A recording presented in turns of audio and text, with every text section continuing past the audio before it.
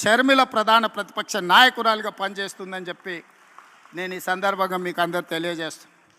ఈరోజు ఈ రాష్ట్ర రాజకీయాల గురించి నేను ఎక్కువ మాట్లాడాను, కానీ ఒక్క మాట అయితే చెప్పదలుచుకున్నా. ఈ రాష్ట్రంలో బీజేపీ అధికారంలో ఉంది. బీజేపీ అంటే బాబు, జగన్, పవన్.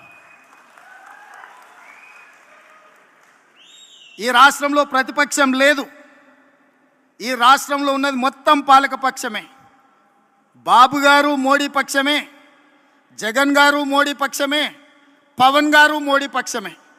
మరి అంతా పాలకపక్షమైనప్పుడు ప్రతిపక్ష పాత్ర ప్రజా సమస్యల మీద మాట్లాడాలి, నిలదీయాలి, కొట్లాడాలి అని అంటే ఒక నాయకులు కావాలి. ఆ నాయకురాలే వైఎస్ షర్మిల. ఈ ఆంధ్రప్రదేశ్